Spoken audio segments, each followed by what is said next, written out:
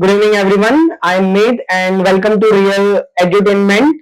And it's the channel where we make learning simple, easier, and oversimplified and more practical. So today's session of 20 to 35 minutes is going to be based on economics on grade 10th economics ICSE, how to write the paper, which are going to be the important concepts, all these things which we are going to discuss in this session. So first of all, many students find economics very hard, which is actually not. Economics is a thing without which village, cities, countries cannot run. Maybe without economics, your home cannot run. Every household has a budget, and based on that budget, that entire month works very efficiently. So without economics, nothing can happen. Everything we do in our daily life is based on economics, like buying, selling. We go to the market, we go for the movies, we get into an auto rickshaw. All these things are based on economics. So economics एक घर से लेके countries तक spread है. Without economics कोई भी country आगे नहीं बढ़ सकती. And economics is a very important topic. It's a very important chapter, and it's one of the most practical chapter, or we can say a subject, because every chapter of economics makes sense, and most of the countries run based on economics. We decide which country is better based on its economy. So let's start with the today's session by describing what's the session going to be about. Basically, it's a midterm examination time where the paper is going to be of 80 marks and your tension might be 100%. So to make it easier, I'm making this 35-minute video where we will be discussing about what things, which key concepts you need to memorize, how to write the answer, and the exam strategy. All these things are just for making the paper and the subject easier. Share it with your friends.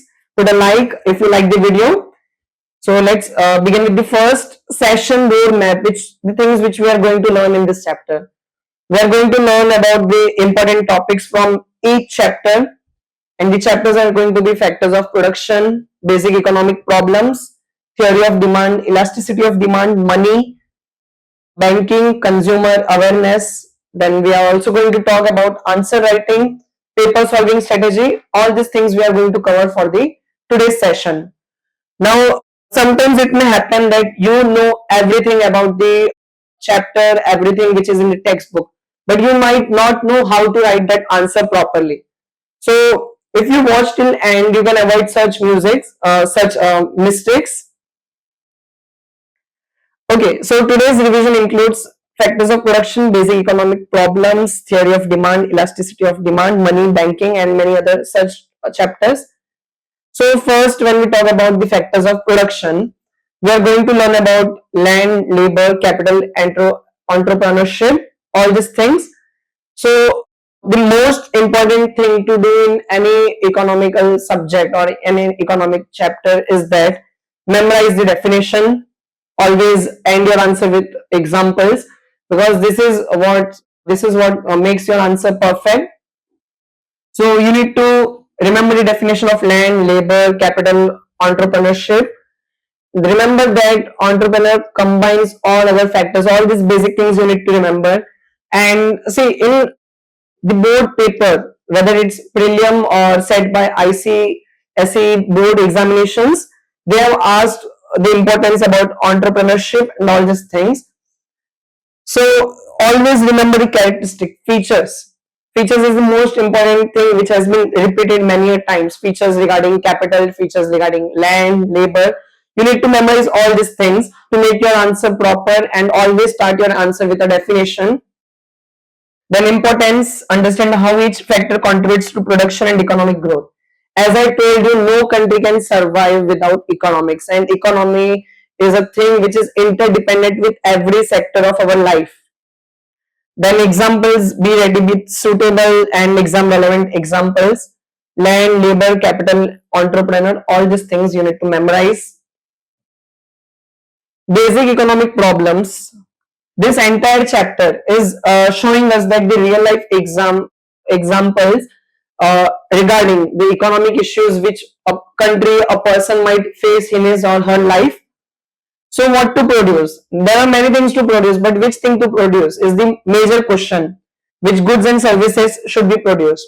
Like we live in such a populated world, in such a populated country, where everyone has a different demand, desire, and for this reason, whenever a supplier or whenever a producer is producing anything, he needs to make sure that which thing he is supposed to produce or she is supposed to produce, which can give her or him maximum amount of profit.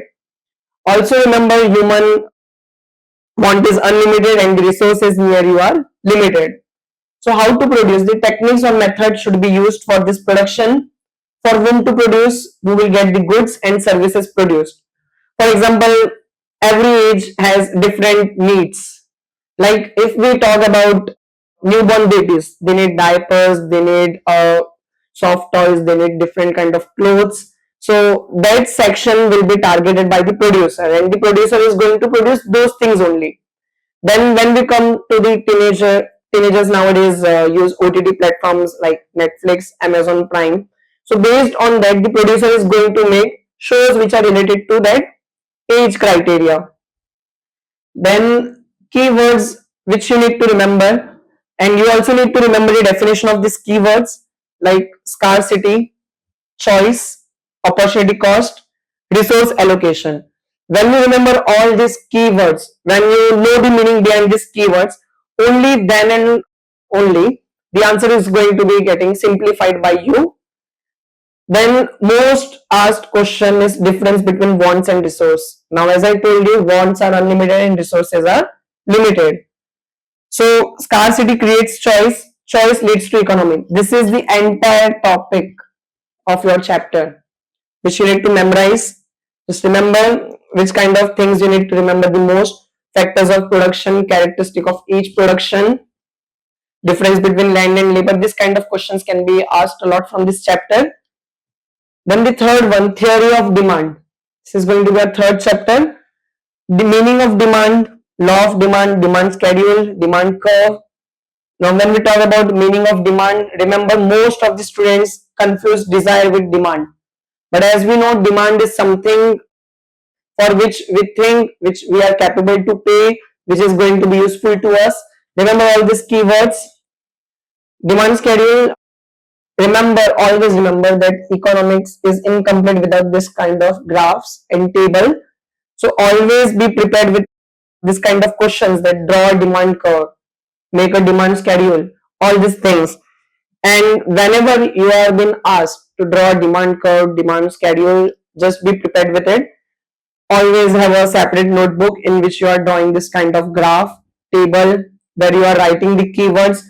Then be prepared with the difference questions. In your entire textbook, there might be 30 differences, 25 to 30 differences, which you need to by heart. So remember that sometimes the concept may get easier if you are able to draw such things like price goes up, demand goes down, price goes down, demand goes up. This is vice versa kind of thing that you need to remember. Giffen goods, prestige goods, what's the difference? This kind of questions might be asked. Like Giffen goods, when price rises, quantity demanded also rises. Prestige goods, when price rises, quantity demanded also rises. So this can be exception. Remember, in this entire grade 10 syllabus, you may be asked questions which are based on give exception. Exception, it may mean that it does not stick to a definition like other things, like as we saw here that when the price increases, demand decreases, but these things are exception. So it might go off track, like why it's not being affected by that certain rules or regulations. So you also need to know the logic behind it. So when you open your textbooks, just don't open it and don't read it. Also try to understand each and every concept. This entire thing is very easy to understand and it's a very scoring subject. The next thing is elasticity of demand, where you need to memorize this 6 graphs. For example, types of elasticity of demand. Perfect elasticity is infinite elasticity where demand is more, unitary where it's same. So you need to remember all these keywords. As I told you, make a table. In that table, draw this diagram, have a definition, use these symbols, this formula to memorize the answers in a very easier way. Then you can go again and again to that page and by heart these things. Always remember this kind of formulas. They might be asked in your MCQ type of questions, 2 marks questions. Factors affecting elasticity, nature of the commodity, availability of substitutes, the availability of options you have in your choices, then proportion of income spent, time period, definition of the commodity. All these concepts are very important in this chapter, elasticity of demand. So whenever you open the chapter, check the syllabus, check the important things which are given in the chapter, go with the previous board papers, with the papers which are published by the boards, check all of it, and then you might understand that what kind of questions the board is asking from the students. Then the next chapter is money. Now money is what money can do and no other thing can do it. So in this chapter you need to memorize primary functions of the money, which is medium of exchange, measure of value, secondary functions. Remember these things, primary functions, secondary functions from this chapter, like store of value, money can be saved and used in the future, standard of deferred payments which you can pay later. This all are the secondary functions, primary function. Remember all these things. You also need to remember from this chapter is barter system, which is very easy concept. Barter system where there was no paper money, but people used to exchange things and commodities. Then money, what is the definition of money, like how you can define money. Like I told you before also, that before you start any answer in economics paper, give its definition, then have a proper body of that answer, then give a conclusion, and wherever necessary draw a graph, diagram which will make your answer very perfect. Then banking system, like money is deposited in banks which can be used for later transactions. So this all concepts you need to clarify with yourself. Also have this kind of conversation regarding economics with your friends, parents, which might make this chapter very practical for you. And we all know the importance of money, right? So then comes the banking chapter, which is slightly related with the chapter money. So in this, you need to remember the functions of commercial banks, then types of deposits. Like when we talk about the functions of banks, see, to make this chapter easier, just do one thing, like go to any bank with your parents, go to ATM, use debit cards, use UPI, do such things which will make things easier. Like accept deposit, bank accept deposits, it gives loans, it gives credit creation, agency functions, utility services, how all these things work. Just remember these things. Then types of deposits, saving deposit, current deposit, fixed deposit, recurring deposit, and their features, characteristic, all these things. And banks play a vital role in the economy by mobilizing savings, providing credit and facilitating smooth business corporations. So define bank, meaning of bank, example of private banks, functions, primary functions of bank, secondary functions of bank. All these questions are very easy, and use AI. By using AI, get the questions which have been asked in previous board examinations, and when you get those questions, it can be from any chapter, from any year, solve those questions in the book which you are making. As I told you, to make a book in which you are writing definition of all such terms, in which you are writing difference between, in which you are writing examples, in which you are practicing graph, and in which you are also practicing the previous board questions. So use all these things to make the concept easier for you. In consumer awareness, very practical subject, as we know that customers can be cheated nowadays using online shopping websites and even offline mode. So this chapter revolves around safety, information, choice, representation, redressal. It means solving, consumer education, then COPRA, then quality marks like ISI mark. Remember the names have changed. Like now the modern name, new name of ISI mark is BIS mark, egg mark, hallmark, FSSAI.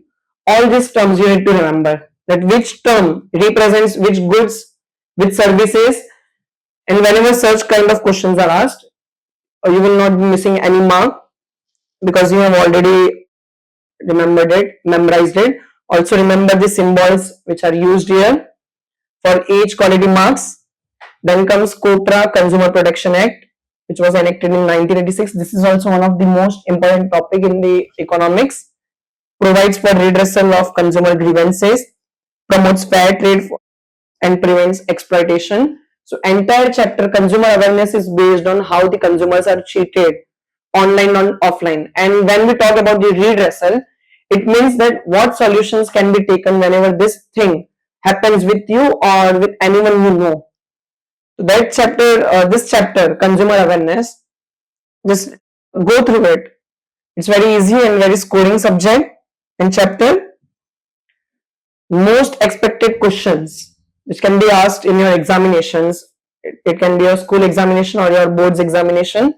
Like explain factors of production, in which meaning, types, importance, examples, what is meant by entrepreneurship, and what combines all the factors. Remember all these key terms. Then explain law of demand. This is from the second chapter, in which you can be asked meaning, assumptions, demand schedule, demand curve, exceptions, all these things. And always be prepared with this kind of graphs.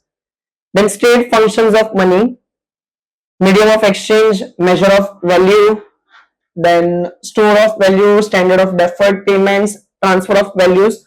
All these concepts you need to remember and memorize.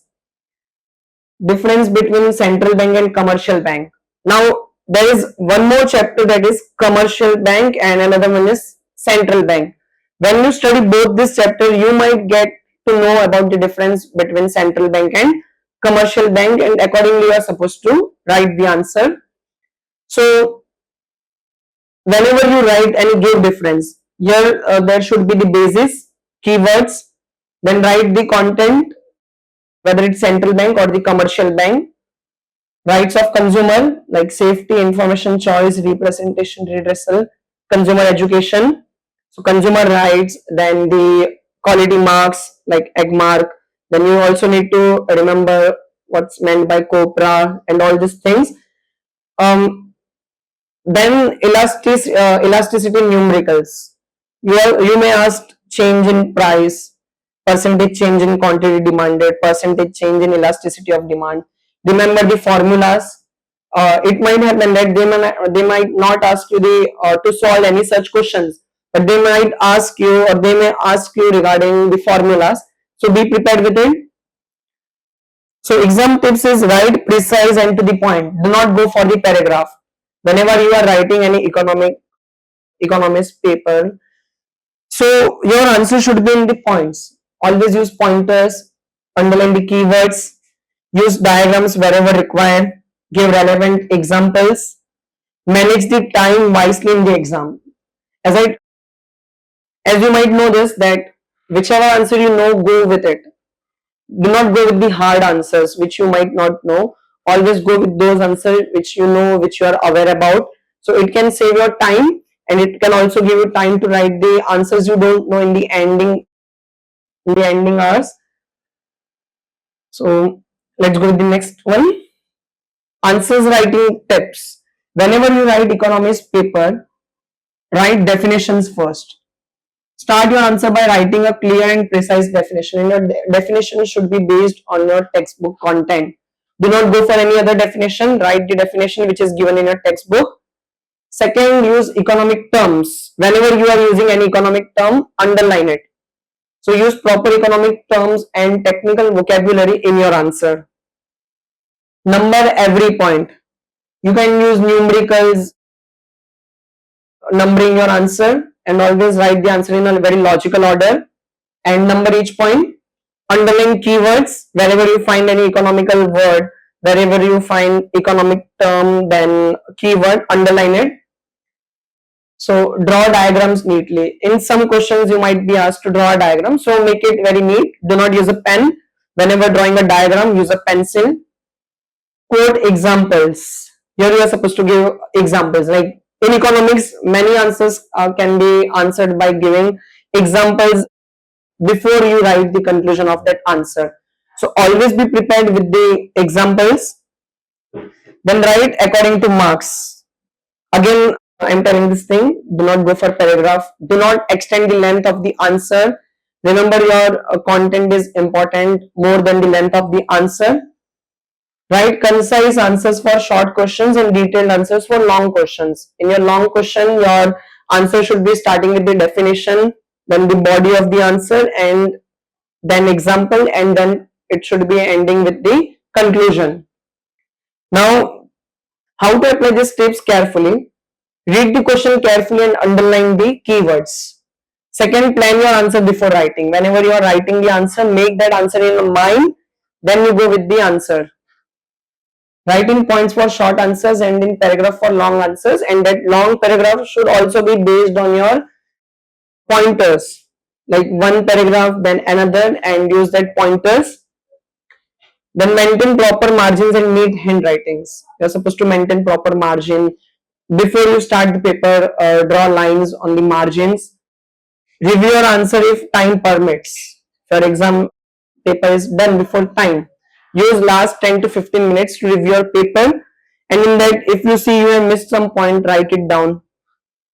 Then how to write example answer structure for 5-mark question. Definition: demand is the desire to buy a commodity at a given price during a given period of time. By the definition, we come to know that which kind of question is this. This question is regarding demand. Explanation: it shows the relationship between the price of a commodity and the quantity demanded of it. Third points: when price falls, quantity demanded rises. When price rises, quantity demanded falls. You can see the student is not trying to expand that answer. He is just being precise on whatever he is writing. He is keeping in his or her mind that he is supposed to write precise answer, and he is not wasting his time. There is an inverse relationship between price and quantity demanded. Diagram. See, here if you know the diagram, if the textbook has provided you with a diagram, practice all the diagrams which are in the textbook. Take your time, like whenever you are free, maybe on Sunday or after school, whenever you are free on any holiday, take your book, and in that book first check your textbook that how many diagrams are given in it, how many give differences are given in it. Practice all these things. Then practice board papers, or if it might happen that the syllabus is not done, so the chapters which are done, and from that chapter which questions were asked in your board examinations, prepare those answers first. Then example, as I told you, whenever necessary, give the examples, and end your answer with conclusion. Thus, demand varies inversely with price. So whenever you write such kind of question, you may get out of marks in the answer which you have written. Always be clear, logical and impressive. Paper pattern and strategy. In your paper, multiple questions can be asked. Part B can be asked, in which you are given instruction that you are supposed to write only the answers which you know. Like it may happen that 8 questions may have been asked to you. Then you may also be instructed to write just 5. So go with those 5 questions which you are very precise with. Read each question carefully. Do easy question first. Don't guess. If unsure, leave it and come back later. If you don't know any answer, leave that space. You come back again and write that answer later. Manage time. Don't spend too much on one question. Go with another question, because if you waste your time on the question you don't know, you might not write the answer you know. Review your answers if time permits. Then short questions, long answer questions, numericals, diagram based questions. Attempt known questions first. Follow the mark distribution of each question. Make a strategy. Practice more and more. Whenever you write any lengthy questions, keep a timer next to you. So that timer can help you. It can let you know that where you are lacking, where you are making mistakes. And More you do such things, more time you are going to save in your board examinations and in your school examinations. Leave space between answers for neat presentation, revise numerical answers and check units. So when the question is for 2 to 3 marks, write crisp and to the point. Long answer 4 to 6 marks. Use proper structure and examples. Numericals, show all steps. Write final answer clearly. Diagram based, draw the diagram neatly and label it very well. So the most important thing which you need to do is time management, neat handwriting, correct terms, proper diagrams, clear representation. Avoid these mistakes which can help you a lot. Writing stories of instead of economic points. Write strong stories do not carry marks. So the mistake which you need to avoid is write stories instead of economic points, because we see that this is a general trend that whenever students don't know the answer, they try to make up a story. That's the thing which you need to avoid, because the examiner there is looking for your economic analysis and not for the story you are writing. So write crisp, relevant economic points. Second, do not forget the definitions. Keep on practicing definitions whenever you are with your friend, with your parents. Try to give them orals regarding the definitions you are learning. Then always write correct definitions first. Follow the textual definitions. Not underlining keywords. That's the mistake you make. Always underline the keywords. Keywords carry the meaning of the answer, which we all know, which we all are aware. That's why we call it keywords. Underline important terms, names, laws, charts, units, etc. Then only you are going to score a perfect mark. You may score above 90 if you do all these things. Do not use highlighters in the exam. Use a pencil. Ignoring diagrams. Diagrams make your answer complete and easy to understand. Whenever asked for a diagram, draw it. Do not avoid it. Draw neat label diagrams wherever required. Confusing demand with desire. Sometimes there can be two terms which you may get confused with. So for that reason, I'm always insisting you to by heart the definition with examples. Because if you know the example, you might avoid such stupid and silly mistakes. Skipping examples. Examples make your answer practical and impressive. Add relevancy, real life examples to strengthen your answers. These are all the things which you need to do. And last minute revision for every chapter, from first chapter to the last chapter. Remember the syllabus, remember the concepts, make charts, then remember the keywords of each and every chapter, basic problems, what to produce, how to produce, for whom to produce. In law of demand, you need to remember the curves, you need to remember the diagrams. Same goes for the elasticity formula. What is the formula? ED is greater than 1. What it means that when ED is equal to 1, what is meant by inelasticity. This chapter is also very easy, just you need to remember all these definitions. Then comes functions of money. Primary function, secondary function, remember barter system, remember the demerits of barter system, why we switched to the paper money, how advantageous it was. Then functions of commercial banks, like accepting deposits, name of private banks, functions like giving loans, advances, creation of credit, agency functions, utility services. Remember, your 21st century students, so based on it, always be prepared with real life examples. Like in your daily life, you may be using your smartphones, and in this smartphone we carry digital payment applications. So give those examples if you can. Consumer rights and quality marks like ISI mark, EG mark, Hallmark, FSSAI mark. Also remember the consumer rights like right to safety, right to consumer, all these things.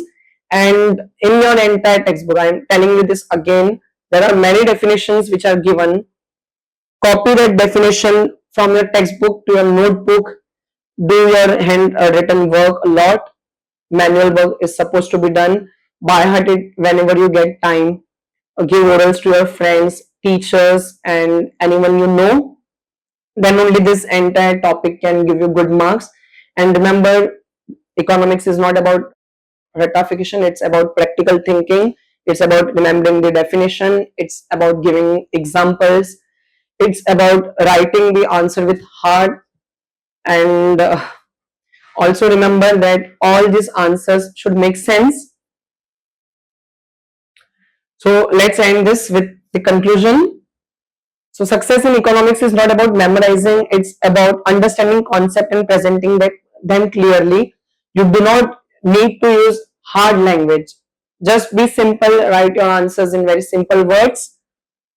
So understand concepts instead of rote learning. Write answers point-wise with keywords. Use correct economic terms and examples. Attempt easy questions first because it helps you in time management. Stay calm, confident, and revise before submitting. So this was for the session, and like, subscribe, and share this video as much as possible. And I hope this video might have helped you. Thank you.